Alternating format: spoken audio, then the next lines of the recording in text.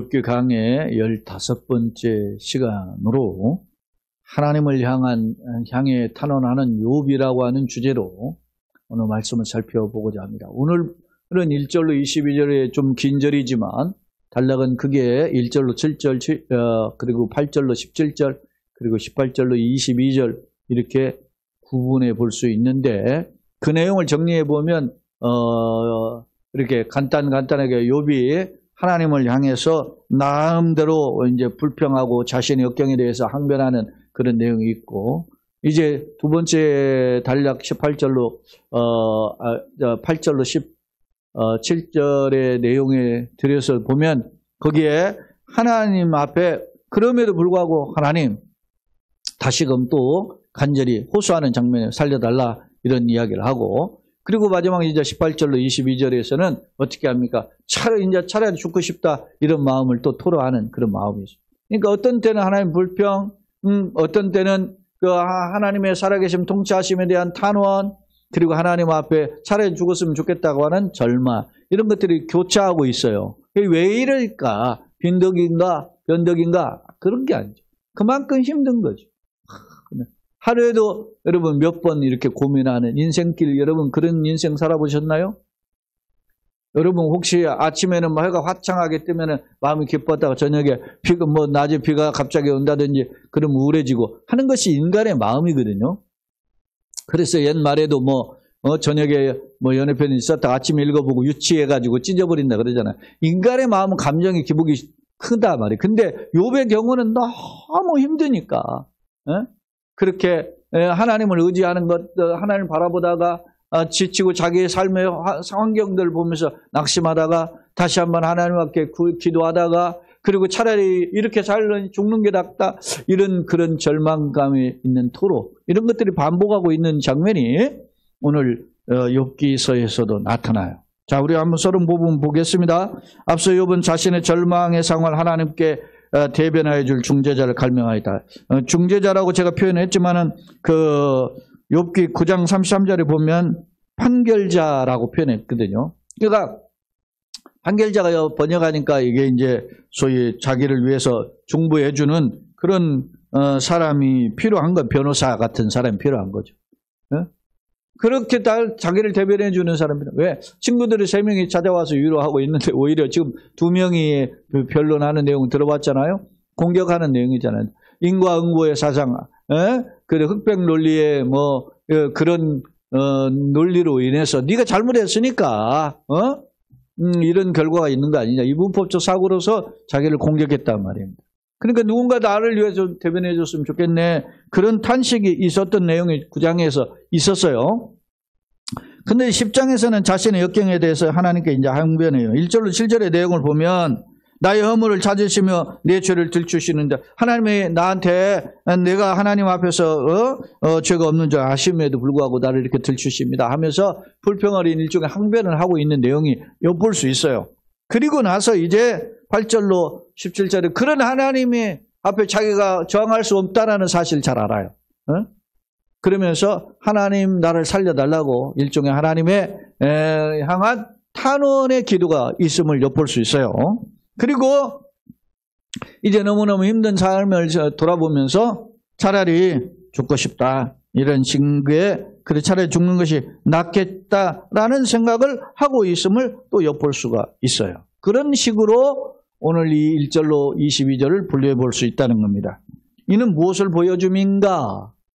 희망이 보이지 않는 극한 역경으로 인해서 욥의 마음이 어떻게 해요? 불평도 하고 때로는 하나님 간절한 탄원의 기도도 하고 이런 그 모습이 갈등의 현상이 반복되고, 어찌 보면 겉으로 왜 누가 보기에는 변덕 것 같지만 그만큼 힘들었다.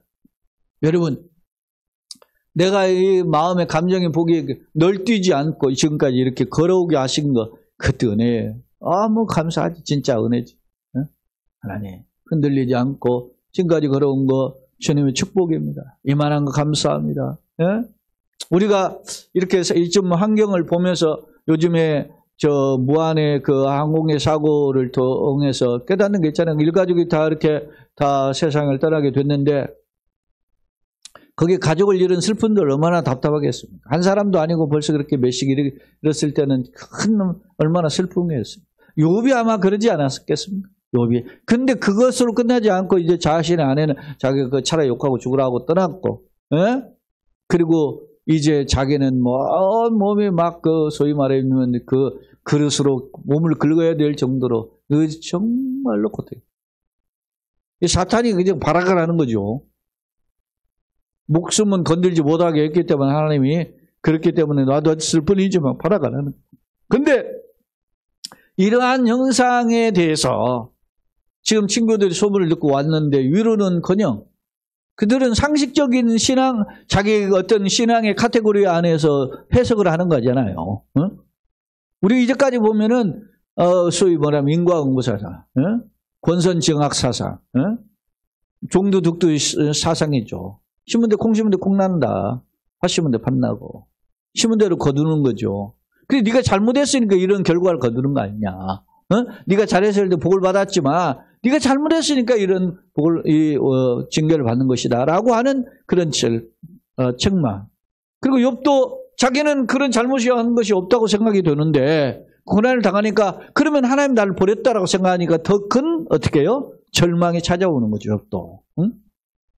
그래서 하나님 내가 왜 잘못이 없는데 이런 고난을 당해야 되는가요? 하는 이런 불만이 있었던 거죠. 누가 어떻게 욥이 신실하고 의인이고 단대 순전하고 그렇게 하나님 칭찬하는 욥이라고 그러더니 불만이 있었네. 여러분 그렇게 말할 수 없어요. 내일 아니라고? 절망적인 그런 상황 우리는 충분히 이해가 됩니까? 그러니까 우리가 그런 상황까지 처하지 않은 것에 대해서 감사하자. 제가 그런 말씀을 드리는 거. 지난 한 해까지 돌아보면 주의 은혜로 걸어온 거 감사합니다. 올 한 해도 이런 어려운 역경의 비상한 상황 속에서 걸어갈 수 있도록 도와주옵소서. 여러분 보세요. 1월 20일인가에 트럼프가 대통령 취임한다고 하잖아요. 세계 각 나라가 긴장하고 있어요. 미국 내 기업인들이 트럼프의 취임식 때 기부를 하잖아요. 100만 달러 냈다, 냈다, 지금 제스처를 하잖아요. 유아 제스처를. 우리나라 현대 제철에서 미국에서다가 10조를 투자해가지고서 제철소 짓는다고 이런 제스처를 취하잖아요, 지금. 왜 그래요? 이쁘여서 어떤 면에서 보면, 우리에게 어떤 조금의 데미지를 입지 않으려고 하는 노력들 아니에요? 자구책 아닙니까? 개인이든 기업이든 국가든. 우리도 그런 어떤 스탠스가 있어서 그렇게 해야 될 거 아닙니까? 소위 말하면 속된 말로 똥이 무서워서 칩니까? 더러워서 피한다고. 예? 어쨌든 세계 최고의 어떤 최강의 국가하고 상대를 하려면 그런 제스처가 있어야 될 거 아니에요. 우리는 창구가 없는 거야. 대통령이 이렇게 돼 있으니까. 예? 그러면 내가 대통령이었다면 어땠을까 하는 생각을 해보잖아요. 응? 내가 이렇게 해서 여러분 만약에 윤석열 대통령이 탄핵에 기각이 됐다. 그래가지고 다시 돌아온다고 국민들이 받아줄 것 같아요? 다 실망의 정따를 그 전에 있을 때도 20%도 안 돼 15% 이런 그렇게 해서 했던 사람인데 누가 받아주겠어요? 냉정하게 그것을 판단할 수 있는 사람도 있어야 되는데 본인도 못하고 어리석은. 그렇다고 그러면 그 사람 하면 새로 대통령 뽑으면 누가 될 것 같아? 여론조사 보면은 누가 된다고 나오지만 그 사람은 내가 보기에는 아주 도덕적으로 부도덕해. 국가의 지도는 제일 중요한 덕목이 정직이야. 그러니까 우리 국가가 지금 막 불안해 지금. 응? 그럴 때 우리 어떻게 하겠어요 지금? 하나님 주님 비상한 간섭하심이 있게 하여 주옵소서. 우리가 예를 들어서 앉아가 있고 어떤 질병이 있는 자 있으면 우리가 값이면서 더 같이 위해서 더 기도하잖아요. 그런 것처럼 나라가 이런 위기 상황을 더 기도가 필요한 것이 사실입니다. 근데 이렇게 기도하는데 지칠 상황이 오는 거야. 욥이 꼭 그런 상황이야. 절망적인 이 상황. 예? 욥이 절망적인 상황에 있을 때 나 같으면 어떨까 하는 생각을 욥을 통해서 새롭게 다시 배우게 되는 겁니다. 오늘 말씀은 이제 한번 봅니다. 극한 역경으로 인해 욥의 마음이 불평과 탄원으로 반복되는 갈등의 그 현상을 엿볼 수 있다. 그렇다면 이런 역경에서 어떤 자세가 필요할까? 말씀 한번 살펴봅시다. 한 절씩 살펴보도록 하겠습니다. 1절, 내 영혼이 살기에 곤비하니 그랬어요. 내 영혼이 살기에 곤비하다. 이 곤비하니는 나카츠라고 하는 히브리어니까 구역질만큼 혐오스럽다. 자기가 자기를 봐도 이렇게 힘들다는 거죠. 야, 이거 뭐 제가 상상이 안 돼요. 욥이 얼마나 힘들었을까? 그게. 그렇게 힘들 정도로 내 불평을 토로하고 내 마음이 괴로운 대로 말하리라. 그냥 완전히 다 놓아가지고 희망에 끊는 일도 없는 그런 상태에서 자기가 나오는 그 지금 현재 절망대로 그냥 내뱉고 싶은 표현이에요, 이게. 응? 그래서 내 불평을 토로하고 내 마음이 괴로운 대로 말하리라. 그래서 토로한다. 이 당에서 이 아자부라고 하는 히브리인데 끈을 늦추다. 그러니까 마음 닫고 있던 것을 속내를 다 쏟아. 그러니까 이게 욥이 자기가 시살 희망이 안 보이는데 내가 이거 가지고 있는 답답한 이 마음을 다 쏟아 한번 내놓고 싶다. 그런 표현입니다. 이게 지금. 에? 오죽했을까 하는 생각이 들어요. 그러면서 뭐라고 하냐. 자, 내가 이제 하나님께 하는 겁니다. 누구한테 하겠어요? 살다 보면 친구한테도 이야기할 수 있고, 아내나 남편한테도 이야기할 수 있고, 뭐 그렇게 할 대상이 있다면 귀한 거지. 자식한테 이야기할 수 있으면. 근데 여러분 생각해 보세요. 예를 들어서 병원에 혼자 계신 노인 사람들 이렇게 보면 누구 대화할 사람이 없어요. 얼마나 답답하겠어요. 사람이 어디 그냥 로봇도 아니고 누가 버튼 눌러서 움직이는 게 아니고 살아서 자기 머릿속에 막 회전하고 돌아가 있는데 가만히 있는 사람도 얼마나 답답하겠어요. 그러니까 별의별 생각을 다 하는 거야. 남들은 생각할 때 자기는 혼자 있으니까 막 여러 생각을 하는 거지. 오늘 또 뭐 치매에 관련된 어떤 뉴스가 나온 내용을 이제 이렇게 읽어보니까 그게 미국에서 이제 조사한 그것을 보니까 뇌 운동을 많이 한 사람들이 치매가 안 걸린다는 거죠. 활동을 머리를 많이 썼다는 거죠. 그렇게 하기 위해서 그래서 뭘 또 암상하고 하고 그렇게 하니까 그렇게 머리 쓰는 운동을 하는 일이 뭐냐 하니까 어떤 사람은 계속 그것을 이제 반복하는 건데 이제 기사분들의 사례를 하나 딱 들었더라고. 예전에 제가 글을 읽을 때는 보니까 음악하는 사람들이 악보를 자꾸 머릿속에 생각하니까 그렇게 하니까 치매 안 걸린다고 그러더라고요. 근데 오늘 기사의 내용은 어떤 내용이냐면 똑같은 운전자인데 버스기사하고 택시기사하고 했는데 치매 확률 택시기사가 훨씬 적다는 거야. 왜 그러냐? 그러니까 버스기사는 정해진 노선만 간대. 그러니까 머리를 그렇게 확하니 이렇게 안 쓴다는 거예요. 근데 택시기사는 딱 타가지고 어디 갑시다 그러면은 막 요리조리 어디로 가야 되느냐 뭐 이렇게 계산해서 가냐. 머리를 계속 굴린다는 거예요. 사용하니까 똑같이 운전을 하지만은 머리 회전량이 속도가 다른 사람보다 많아가지고 활용량이 많아가지고 사용해야 되는군. 사용해야 돼. 육신도 사용해야 돼. 그러니까 우리가 그런 기도 예전에 들어보셨잖아요. 하나님 내가 닳고 닳아가지고 주님 나라 갈 때까지는 사용할 수 없을 때 갈 수 있도록. 제가 모세의 기도가처럼 그런 노년이 되기를 원한 그런 게 있어요. 왜냐하면 노년에 모세가 어떻게 해요? 눈이 흐리지 않고 총기 흐리지 않았잖아요. 그 기도가 꼭 필요해요. 저는 동시에 눈이 흐리지 총기 흐리지 않은 것은 정신력이고 눈은 그거잖아요. 분별력이에요. 근데 하나님 이런 기도하고 해보세요. 주님 부르신 날까지 몸된 교회 출입하는 손과 발목에 힘을 주시옵소서. 할렐루야. 그러다가 갔으면 좋잖아요. 누구 어디가 가서 출입할 수 있다면 내 힘으로 누구 자식이나 누구 뭡니까 도움 안 받고 살 수 있다면 얼마나 좋겠어. 야, 이런 기도가 너무 중요하구나. 너무 귀한 기도잖아. 돈이 뭐 얼마 있는 것보다도 더 중요한 거잖아. 자, 이야기가 다른 각도로 갔는데, 자, 2절에 보면 내가 하나님께 아뢰리니 나를 정죄하지 마시옵고 무슨 까닭으로 나와 더불어 변론하시는지. 자기가 이렇게 힘드는 것이 다 하나님께, 모든 생사하고 주인이 하나님이니까 하나님께로부터 비롯됐다 이렇게 생각하는 거야. 변론하신 되게 알게 하옵소서. 이제 하나님 앞에 따지는 거잖아요, 좀. 도대체 좀 뭐 때문에 나 이렇게 힘들게 하시는, 알려주세요. 이런 거죠. 주께서 주의 손으로 지으신 것을 학대하시며 자기를 가리키죠. 멸시하시고 악인의 꾀에 빛을 비추시기를 선히 여기시나이까. 헷갈린단 말입니다, 이게. 예? 당신이 지으신 이 선한 사람들 힘들게 하고 악인에게는 빛 비추시는까지 뭡니까? 이런 식이죠, 지금. 또 주께서 육신의 눈이 있나이까? 주께서 사람처럼 보시나이까? 볼 수 있느냐? 이거 당연히 보시죠. 그런데도 불구하고 이것을 자기를 향하여서 주님의 시선을 좀 비춰달라고 하는 그런 표현이 담겨져 있어요. 주의 날이 어찌 사람의 날과 같으며 주의 해가 어찌 인생의 해와 같기로 나의 허물을 찾으시며 나의 죄를 들춰내셔. 어찌 하나님이 우리하고 인간하고 수준이 같을 수가 없잖아요.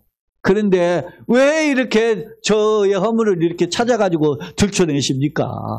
하면서 욥이 지금 하나님 앞에 따지듯 지금 불평하는 거 아닙니까? 불평의 마음을 토로하는 거예요. 근데 이게 보면 굉장히 점잖잖아요. 그죠? 말이 불평이지. 답답함이지 사실은. 응? 하나님 여기 보시면 5절 6절에 어찌 사람과 나를 같으며 주의가 어찌 인생의 해와 같기로. 주님은 사실은 인간과 비교할 수 없잖아요. 이사야 50은 하늘의 땅보다 높은 것 같이. 내게는 너희에게로 다르잖아요. 근데 왜 하나님이 수준이 이렇게 하늘 차원이 다른데 어찌 인생과 같은 차원처럼 우리를 여기시니까 나를 여기 대우하십니까? 이런 표현이죠. 이게 욥이 정말 같으면 나 같으면 막 변육 다 나왔을 것 같은데 그러질 않고 욥이 그 하나님에 대한 의심을 가지고 표현하고 있어요. 인격은 여기서 나오는구나 이런 생각이 들어요. 6절에 보세요. 나의 허물을 찾으시며 나의 죄를 들춰내시나이까. 주께서는 내가 악하지 않은 줄을 아시나이다. 내가 자기가 잘못했고 범죄해서 이런 상황이 벌쳐지지 않은 걸 주님은 안다는 거야. 아시나이다. 응? 주의 손에서 나를 벗어나게 할 자도 없나이다. 그러나 생사하고 주인이 이런 일이 주인이 하나님인데 내가 하나님이 이렇게 징계를 하시면 내가 벗어날 수가 없다는 거야. 사실은 하나님의 주권 아래에 있지만 사탄에게 일부 허용을 한 거기 때문에 이런 현상이 벌어진 건데 그걸 욥이 알 턱이 없죠. 그러니까 하나님 우리의 영안을 열어 주님의 세계를 보게 하시고 주님의 비밀한 세계에 세밀한 간섭하신 역사를 내가 깨닫게 하여 주옵소서. 이게 얼마나 중요한지 몰라요.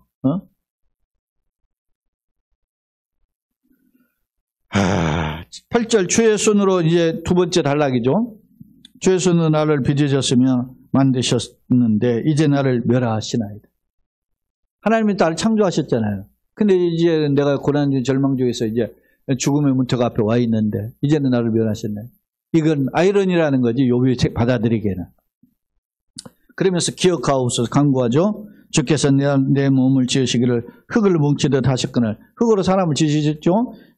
다시 나를 티끌로 돌려보려고 하시나이까. 그렇게 티끌을 가져 뭉쳐가지고 흙이나 티끌이나 같은 단어예요. 이게 흙 티끌 우리가 이게 나는 티끌이 이게 아파르인데 이게 뭐 창세기에 나오는 흙으로 사람을 창조할 때의 표현과 같대요. 그러니까 원래 사람이 흙으로 했는데 흙이 먼지 티끌 그런 뜻이거든요. 흙은 어떻게 보면 눈에 보이는 고상하지. 그런데 그 흙을 비벼보세요. 마른 흙을 이렇게 보면 먼지잖아요. 그런 존재. 근데 거기에다가 하나님이 하나님의 형상을 따라서 사람의 모양을 만들고 거기에 생기를 부르는 사람들 이게 대단한 거죠. 우리가 대단한 존재가 된 건데 내가 대단해서 대단한 존재가 아니야. 티끌인데 대단한 존재를 만드시. 그걸 우리는 놓쳐서는 안 돼요. 일평생. 그래. 다시 보세요. 기억하옵소서 주께서 내 몸을 지으시기를 흙을 뭉치듯 하셨거늘 다시 티끌로 돌려보려는 하시나이까. 주께서 나를 젖과 같이 쏟으셨으며 엉긴 젖처럼 엉기게 하지 아니하시니까.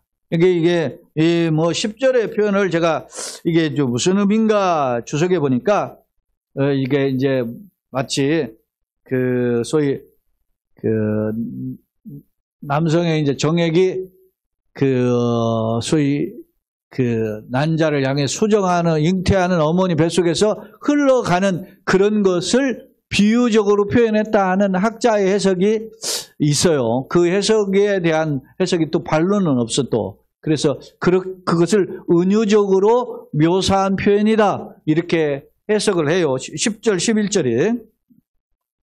피부와 살을 내게 입히시며 뼈와 힘줄로 나를 엮으시고. 그러니까 이 생명을 잉태하게 하고 거기에다가 피부와 살을 덮이시고 뼈와 힘줄로 이렇게 해서 나를 하나씩 다 이끌어 주신 분이 하나님이시다.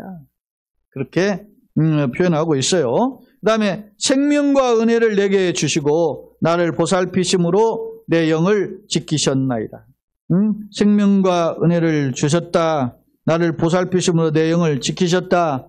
나에게 생명 주시고 지금까지 인도해 주셨다라고 하는 표현이 11절. 그러니까 하나님이 나를 모태의 뱃속에서 지으시고 살과 뼈를 만드시고 그리고 지금까지 은혜로 이끌어 주셨습니다. 라고 고백하죠. 그런데 13절에 보면 그러한데 주께서 이것들을 마음에 품으셨나이다. 이 뜻이 주께 있는 줄 내가 아나이다. 이 13절이 욥이 자신에게 주신 하나님 생명 주신 분이 하나님이신데 이것을 마음에 품으셨다. 그리고 이것들이 뭘까요? 학자들의 해석에 보면 이것들이 현재 욥이 당하는 고난이다. 가족적으로는 고난 당해서 다 지금 자녀들이 죽었죠? 현재는 지금 어떻게 해요? 이것들. 지금 현재 이것들 그걸 너무 고통당하잖아요. 이게 욥의 현재 당하는 육체적인 그 악창 고난들을 가리킨다. 이렇게 해석을 해요. 이것을 하나님이 계획을 그렇게 하나님이 나에게 어머니 뱃속에서 잉태하게 하시고 그리고 살을 붙이시고 피부를 주시고 이렇게 해서 말이죠. 뼈를 주시고 이렇게 해가지고서 해주신 분이 이제는 나를 이렇게 지금 고난 속으로 되돌아 이게 탁 악창이 나가지고 이렇게 하는 걸 하나님이 이미 계획하셨다니 마음에 품으셨나이다가 그런 뜻이에요. 하나님이 계획 속에 있었구나. 이게 다 누구로부터 왔다는 건 지금 욥도 친구들처럼 하나님께로부터 자기의 이 고난이 왔다 생각하는 거야. 그걸 내가 이제 압니다. 그러니까 나는 제가 생각하기에 이 표현은 뭘까 생각을 해봐요. 욥이 너무 힘든 게 육창이죠. 고통이죠. 그러나 자신이 하나님께로부터 멀어졌다고 하는 절망감이 더 컸으리라고 하는 내용이 여기에 담겨져 있어요. 응? 하나님 앞에 회복할 수 없는 자신의 상태를 보면서. 자, 14절 내가 범죄하면 주께서 나를 죄인으로 인정하시고 내 죄악을 사하지 아니하시나이다. 주님이 그러니까 공의로우신 하나님 주님은 심판 이런 의미죠. 내가 악하면 화가 있을 것이 오며 내가 의로울지라도 머리를 들지 못할 것은 내 속에 부끄러움이 가득하고 내 환난을 내 눈이 보기 때문이다. 내가 의롭다고 아무리 해도 내가 지금 환난이 이렇게 작지는 것을 보기 때문에 그것은 뭐야? 내 부끄러움에 대한 인과응보다라는 점을 욥은 생각하는 거예요 지금.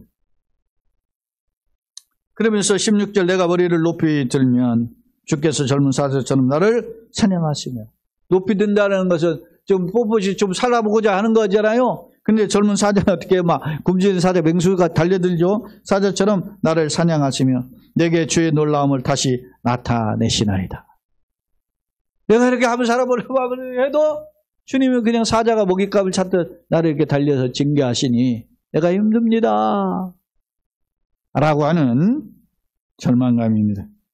17절 주께서 자주자주 증거하는 자를 바꾸어 나를 치시며 나를 향하여 진노를 더하시니 군대가 번갈아 치는 것 같으니이다. 이 해석에 대해서 17절 번갈아서, 그래서 번갈아서는 갱신해서 바꿔서 생소한 것이 뭐 새로 다시 찾아오는 것처럼 얘는 고난이 막 생각도 못한 고난이 찾아온다는 거예요. 이거 언뜻 보기에는 번갈아서 친구들 이놈이 공격하고 저놈이 공격하고 이런 의미도 있는 것처럼 보이는데 사실은 이 내용이 뭐냐면 번갈아서 자기를 군대가 막 치는 것처럼 자기를 막 괴롭힌다는 말은 생각도 못하는, 상상도 못하는 고통이 막 찾아오는 것 같아. 지금 욥에게. 이 밤 지나면 잠을 못 자잖아요, 밤도. 어? 그렇게 정도면 너무 힘든 거야. 그러니까 욥은 상상할 수 없는 고난을 당해요. 이 사탄이 이런 존재예요. 죽지 않지만은 그냥 그러니 내가 이런 아픔 없는 것만도 하나님 감사. 나 같으면 못했을 것 같아. 그런 생각이 들 정도로. 욥이 얼마나 힘들었을까? 그런 생각이 들어요. 그러니까 나를 향하여 막 자꾸 증거하는 자를 바꾸고 나를 공격하는 자를 바꿔가지고 상상도 못하는 순번을 돌리는 것처럼 와서 찾아와서 공격하는 거예요. 옆구리질 발바닥 찌르고 봐요. 그러니까 뭐 저 일제 고문들 보면 상상할 수 없는 고문들을 하잖아요. 하나카. 콧구멍에다 막 고춧가루 물을 부은다더니 막 별것 다 다니. 손톱과 손톱 사이에다가 막 그 바늘로 쑤신다잖아요. 발버둥치고. 그리고 막 인두로 불로 지지는 것도 말할 거 없고. 안중근 영화 하얼빈 영화에 보니까 막 도깨새에 막 미치게끔 만들어버리고. 나치 히틀러가 말이지 유태인 600만 명 학살해서 말이 다 했죠. 상상할 수 없는 고난처럼. 18절 주께서 나를 태에서 나오게 하셨으면 어찌함입니까? 그러니까 이 말은 무슨 말? 지금 이렇게 고난 당해가 차라리 이렇게 고통시키려 왜 태어나게 하셨냐? 이런 식의 불만이 있을 수 있죠. 응? 그렇지 아니하셨더라면 내가 기운이 끊어져 아무 눈에도 보이지 아니하였을 것이라. 차라리 태어나지 않았으면 이제 18절부터 이제 차라리 죽었으면 좋았을 것을 그런 거죠. 안 태어났으면 차라리 이 꼴 저 꼴 안 보니까 그렇지 않았을까 뭐 이런 탄식이 있는 거죠.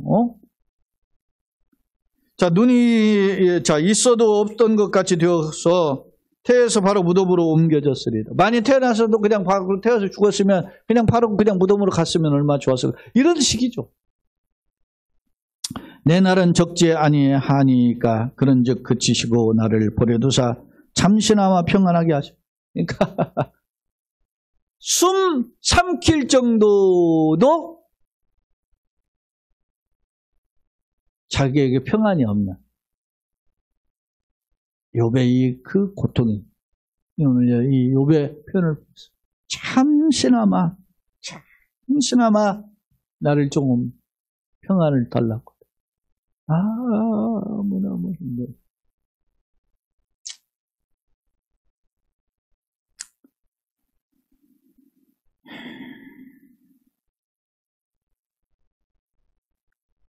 (21절) 22절 내가 돌아오지 못할 땅 곧 어둡고 죽음에 그늘진 땅으로 가기 전에 그리하옵소서. 내가 죽어버리면 아무것도 못하니까 죽기 전에 한 번이라도 마지막 자기에게 평안의 시간을 달라고 하는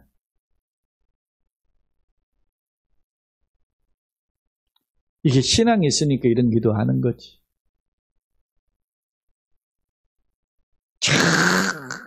정말 죽고 싶은 그런 상황인데 그래도 하나님 앞에 이 기도하는 죽음을 동경하지만 그러나 너무너무 힘들다고 하는 것을 나타내는 그 표현이지. 그죠? 땅은 어두워서 그감 같고 죽음의 그늘이 져서 아무도 구별이 없고 광명도 그감 같아. 자기 보기엔 다 깜깜해. 모든 게 다 깜깜해. 다 다 음부처럼 보이는 현상. 여러분. 그래서 다시금 새해 2025년을 걸어가면서 하나님 앞에 감사드려요. 상상할 수 없는 이 길을 걸어오게 하신 하나님 은혜에 감사하고 내 길에 주의 은혜가 있게 하여 주옵소서. 다시금 되돌아보게 됩니다. 자, 두 번째 화면입니다. 오늘 크게 세 단락으로 구분했죠. 1절, 7절. 욥은 자신이 죄가 없음에도 하나님께서 허물을 찾으신다고 불평하면서 질문하. 곤비하니라는 구역질 날 만큼 자기 혐오할 정도로 힘든 상황을 가리켜요. 지금 토로하다 마음에 담고 있는 속내를 이제 쏟아내는 모습이죠. 2절은 욥은 하나님을 자신 고난당한 이유를 설매달아 탄원하죠. 5절로 6절에 보면 영원하신 분이 왜 인생의 허물을 찾는지 반문해. 왜? 나 같은 높은 하나님이 이 낮고 유천한 이 인생을 이걸 나를 상대하시는지 그렇게 불만한 거예요. 왜? 이 모든 것이 다 하나님께로 왔다고 욥은 생각하고 있기 때문에.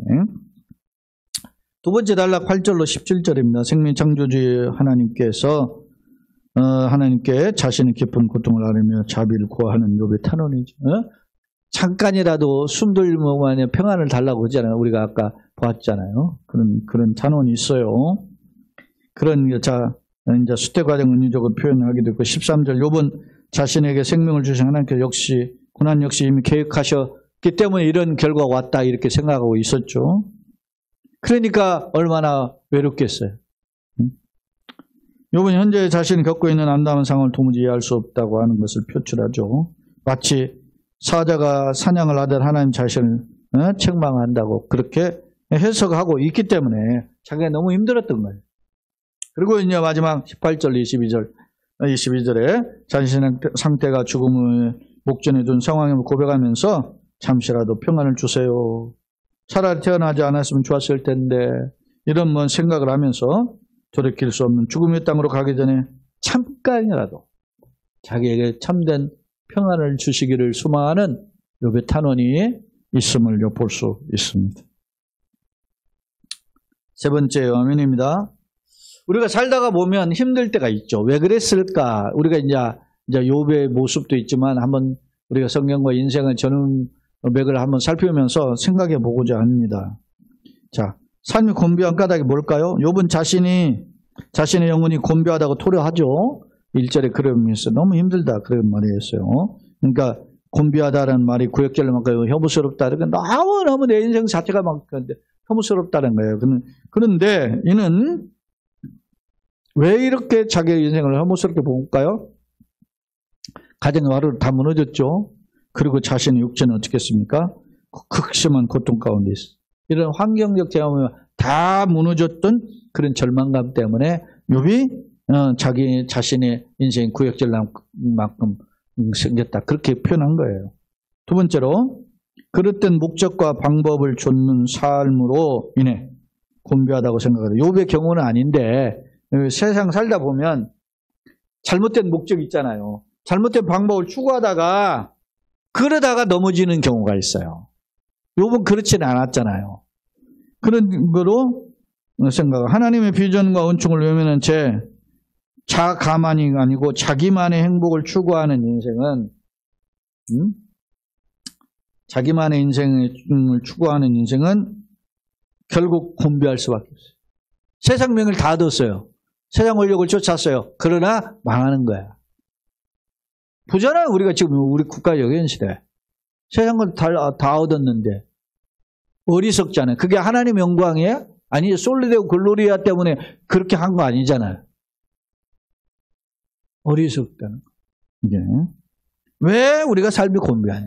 지금 제일 힘든 사람이 누구겠어요? 저 한남동에 있는 사람 아니겠어요? 왜 그랬을까? 국가 때문에 힘들까요? 민족을 바라보니까 힘들까요? 아니, 어리석은 판단 때문에. 네?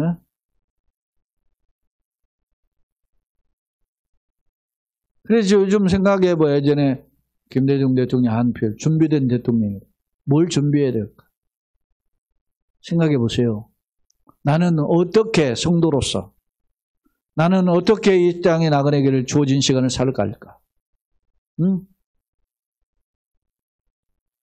내게 얼마나 주어졌을까 생각해 보세요.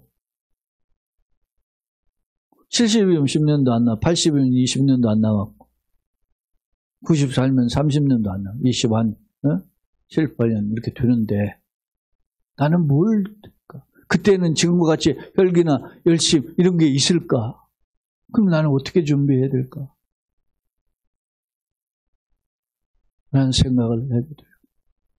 사람들은 자꾸 이야기하죠. 늙으면 돈이 있다 그러니까 돈이 있어야 되는데 그 걱정만 해서가지고 정작 중요한 거 앞서야 대비하지 못한 모습들을 다시 한번 생각해 보게 된다고는 10장 오늘 교훈, 욥을 통한 교훈이 있어요. 자, 뭘까요?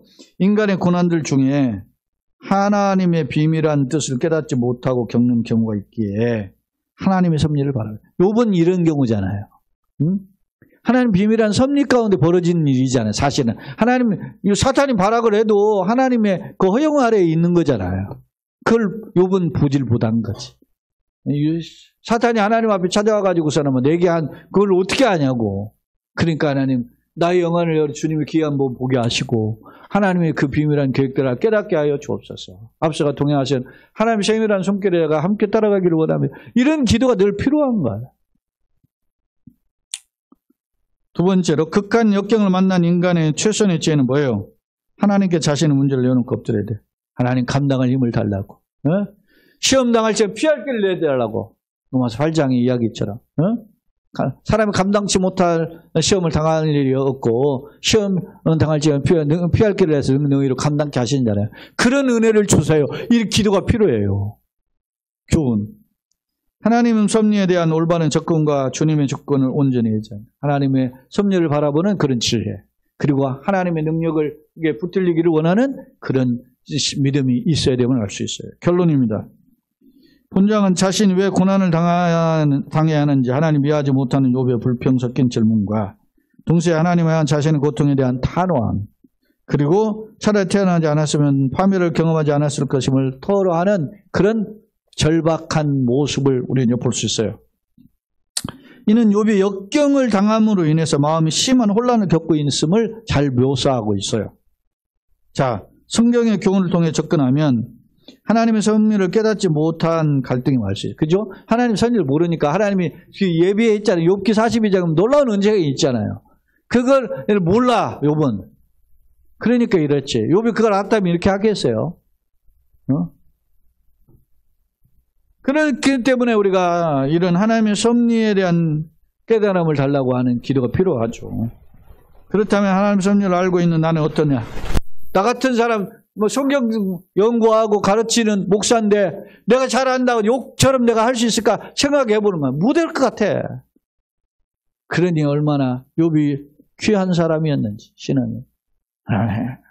내가 성경을 안다고 다 나는 알잖아 지금. 근데 내가 욥과 같은 상황이 되면 어땠을까?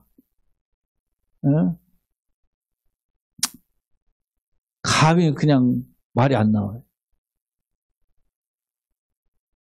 주님, 은혜로 걸어왔으니 은혜로 걸어가게 했어요. 이거밖에 안 되는 거야, 나는. 이런 말밖에 안 돼. 오히려 욥의 모습보다 못할 수 있음을 발견하게 돼. 제가 그래, 저 같은 경우로. 그렇다 지금까지 은혜로까지 걸어온 은혜를 먼저 감사하고 남은 삶도 주님의 불쌍히 여기심 붙들려 겸손과 감사로 살아가는 우리 모두가 되시고 속한 가정과 우리 교회 되기를 예수님의 이름으로 축원합니다. 아멘.